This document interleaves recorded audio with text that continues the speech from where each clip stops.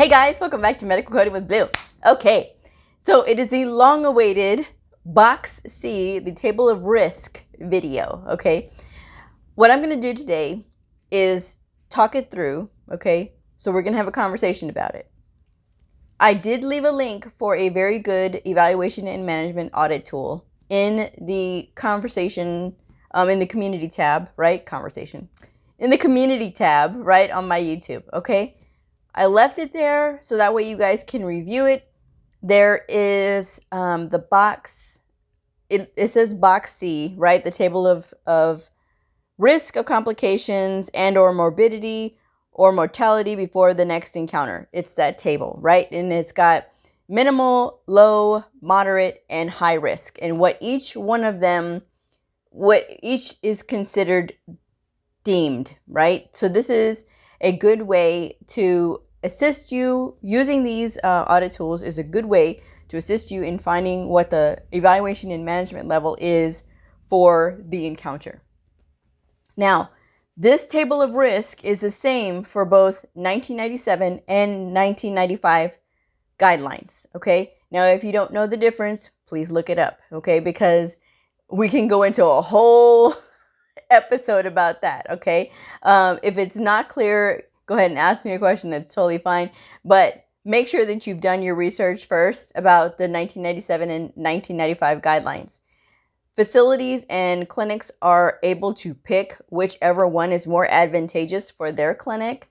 Sometimes with some clinics, it is better to have 1995 guidelines for their evaluation and management. And for other clinics and other facilities, 1997 is much better, okay? So it just depends on the setting, okay? If you're not sure which set of guidelines they go under, talk to your lead, talk to your supervisor, ask the people that you work with, okay? So that way you know, all right? But the table of risk box, like I said, is the same for both, okay? Now, in your CPT book, in the appendix section in the back, there are the different levels, right? And examples of those different levels. Now, this is not a hard and fast thing, but this is just a sort of guide in the appendix, right? To show you kind of what does a 99212 look like? What does a 99213 or 203 look like? 99203, what does it look like? So there's examples of each of those. So that way you can sort of start to gauge and start to learn about evaluation and management. Yes, I know I'm going a little backwards when it comes to explaining evaluation and management. And starting off with the table of risk box is sort of confusing. But if you just follow me with it, okay? Don't ask questions like as far as like, why don't we start here? Why don't we start here? Just go with it. This is one of those things that you just have to sort of go with, because there's a reason that I'm showing you in the order that I'm showing you, okay? But if we just walk together on this path of talking about evaluation and management, it will make more sense as we go along, okay? I did promise you guys that we are going to continue to talk about evaluation and management in further detail. That's not a promise I'm going to break, okay? I'm going to keep that promise to you guys because evaluation and management is going to change, right? 2021, a lot of changes are going to be implemented about evaluation and management, but you still have to have that foundational knowledge first, okay? You still have to know what you're doing first in order for the second part to make sense, which is going to take place next year. So you need to understand why and what everything is, okay? So just go with it. If it's not clear, ask questions, okay? But as far as like the order that we're going, it's going to make sense, okay? So let's just walk on this together, okay? So as we were talking about before, in the other Quiz Fridays, where I was having you guys explain what is minimal, what is low, what is moderate, and what is severe or high risk, right? What is the definition of these? If you look in your CPT book in the evaluation and management section, it is going to tell you about these things. Now, I strongly recommend that you read the whole guidelines first. Just read it all the way through. And it's not going to make sense the first time you read it through, but just read it through, okay? Because your brain is recording this stuff, whether you know it or not. Your brain is constantly working, and it will soak up this information as long as you are that willing sponge, okay? That's all I got to say on that one, okay? But yes, read that. Also, go to cms.gov and read their evaluation and management booklet that's in the Medicare Learning Network. Now, a lot of insurance companies model themselves after CMS. That's something to keep in mind. So what they say is going to be beneficial for you to know. Now, I have my copy of that evaluation and management. I took a picture of it and put it on the community tab. I also did leave the link for that thunder. I did leave the link for the for that in the community tab as well. I will probably leave it again so that way you guys don't have to scroll all the way back through. But read it, go through it, look at it, okay? Just look at it and go over it and review it. But the fundamental things that you have to know is the table of risk and the number of problems and the amount of complexity of the data and how to calculate it finally to get that final result for the medical decision making. These are all very important. There are many different evaluation and management audit tools. I will say that also before I start going into this. There are many different kinds. You have to sort of pick the one that you think would most help you to figure out what the level is, okay? And again, if it's not making sense right now, it's okay. But learn the definitions of each, okay? So we're going to go ahead and start with the table of risk, and we're going to talk about the different levels, okay? So there's a minimal risk level, right? And this is the nature of the presenting problem is, and I'm reading from the thing, and it says that the nature of the presenting problem for a minimal problem, if a patient comes in with, is one, if they're being seen for one condition, one self-limited or minor problem like a cold, an insect bite, or tinea corporis, okay? If the diagnostic procedures that are ordered, these are examples, okay, of what minimal level of risk is, okay?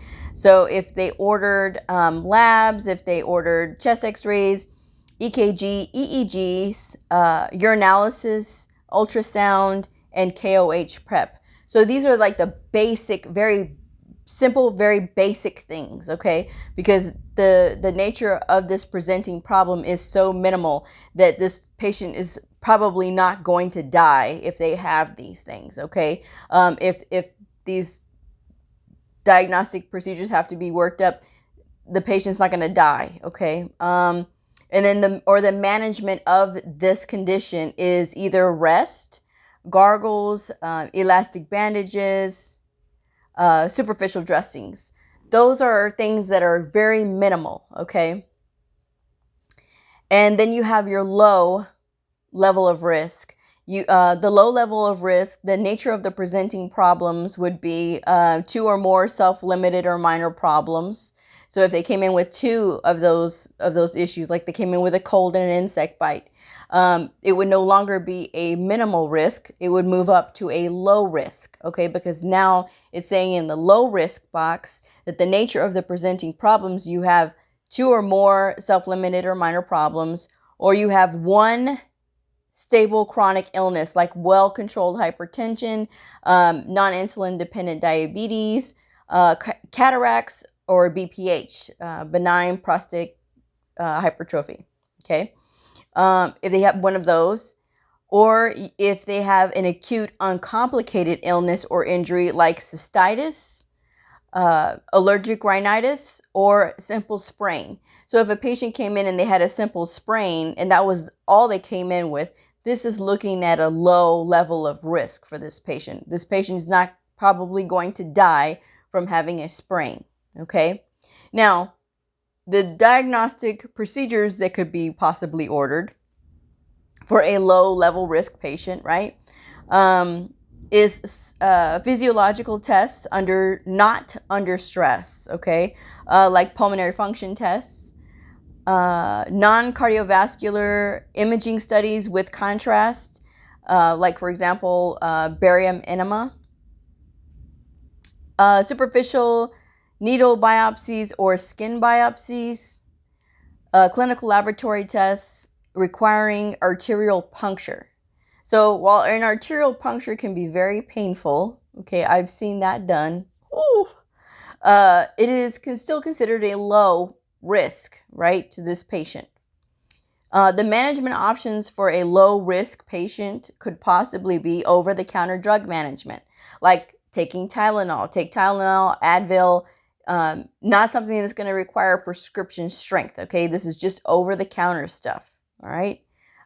Maybe some nasal spray is another one that I'm thinking of off the top of my head for over-the-counter drug management. Minor surgery with no identified risk factors. Or you have physical therapy. They're telling the person who came in with the simple sprain, we're going to send you to physical therapy. That is still low level decision making, low level of risk. Low level of risk. Occupational therapy. Tell them, hey, do some occupational therapy to help with whatever the minor issue is. IV fluids without additives. Moderate now. Now we're going up to the moderate. Okay, so the nature of the presenting problem would be one or more chronic illnesses with mild exacerbation, progression, or side effects of treatment. Okay, so like if they had asthma and all of a sudden they have a mild exacerbation, or no, better yet, COPD, okay, with mild exacerbation would be better. That would fall under the moderate. If they have two or more stable chronic illnesses, so remember, before where we had in the low nature of presenting problems, the low level of risk would be one stable chronic illness, like well-controlled hypertension or non-insulin dependent diabetes or cataracts or BPH. So if the patient came in with both well-controlled hypertension and non-insulin dependent diabetes, this could potentially move the level of risk up to moderate, okay? Because it says here, two or more stable chronic illnesses.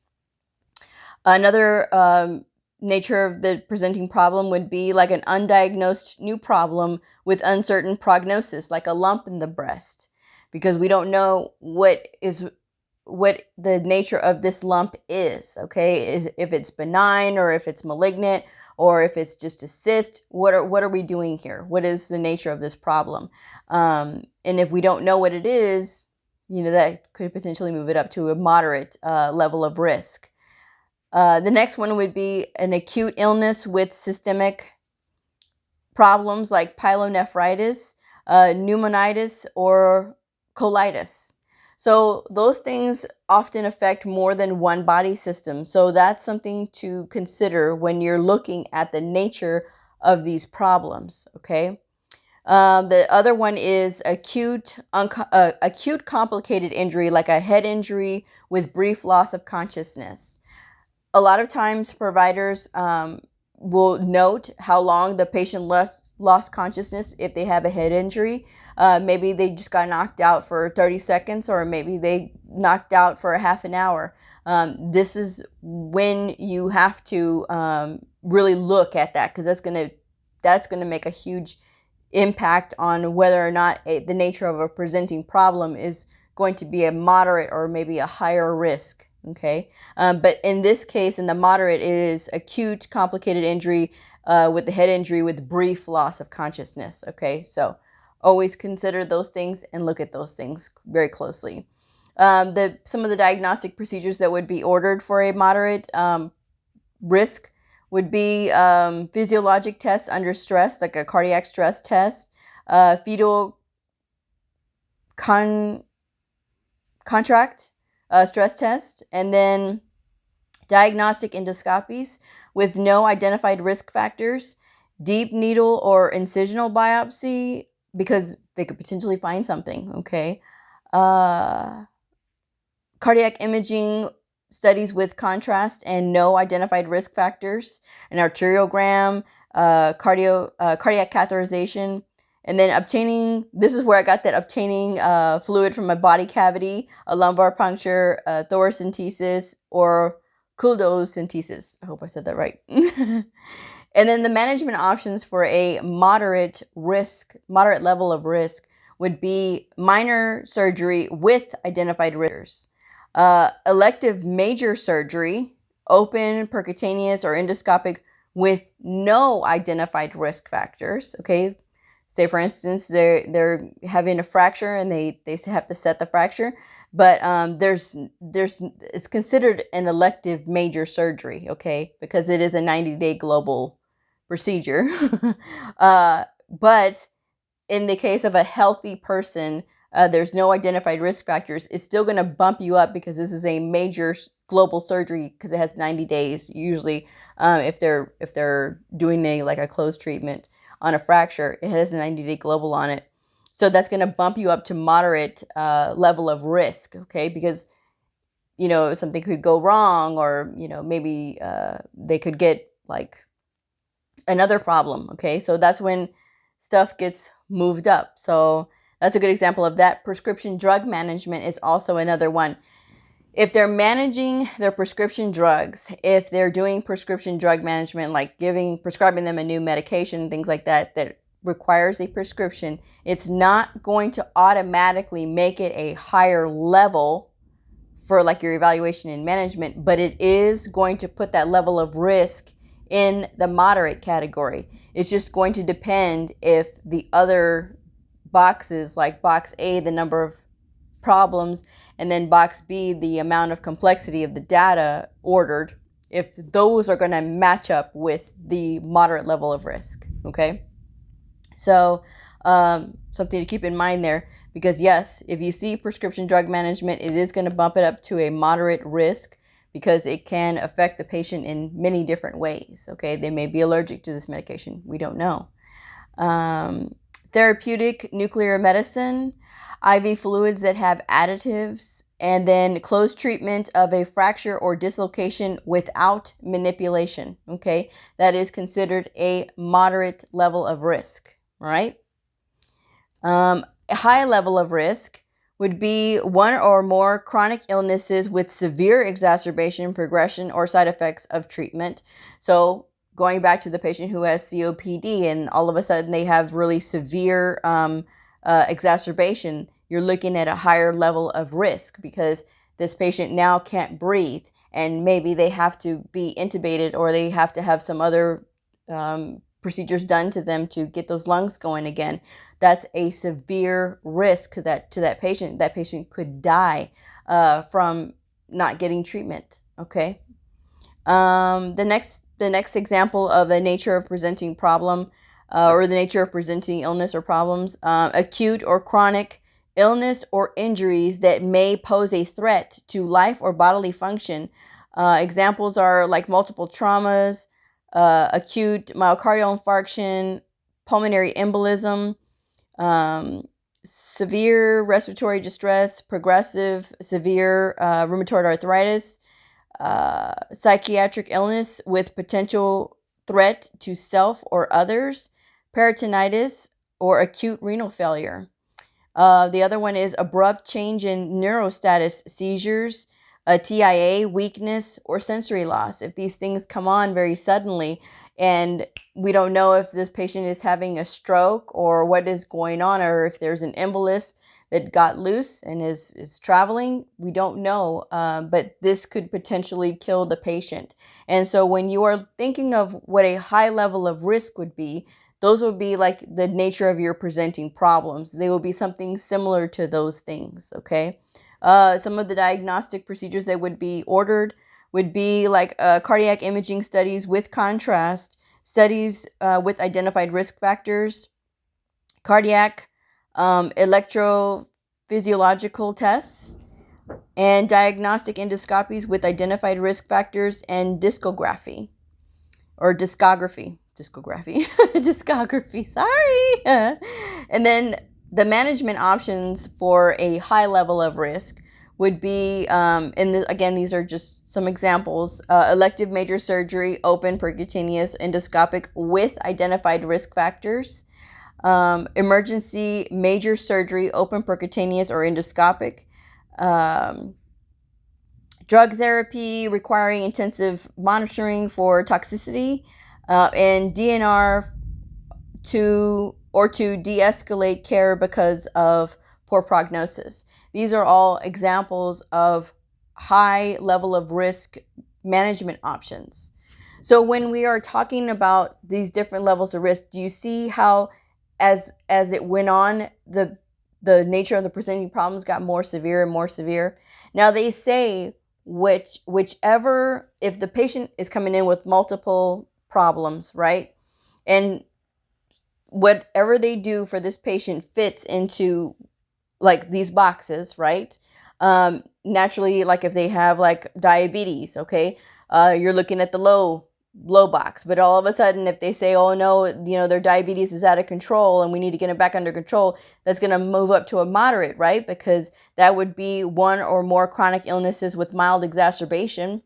Okay, if they have to adjust their insulin, that would be an example of prescription drug management where they have to adjust it and maybe add something else to it, because sometimes some diabetics have both the insulin and the pill to try to get their blood sugar under control. So there's those management options. So in that instance, it would be a moderate, okay?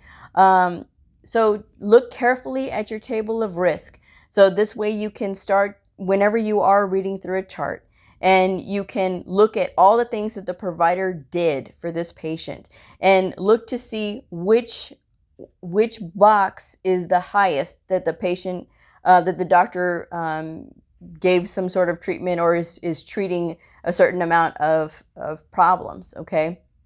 Look at the highest level, and whichever box is the highest that you have to select, whether it is minimal, low, or moderate, or high, that would be your level of risk. It would be that would be how you would deem that particular level for that evaluation and management overall. It is one evaluation and management code, like between 99201 to 99205 or 99211 to 99215. I'm just talking about the outpatient evaluation and management codes right now. But you're only going to report one of those, okay? And then you can use prolonged codes. But somebody asked, do you code an evaluation and management code for each diagnosis code that the provider's taking care of? No.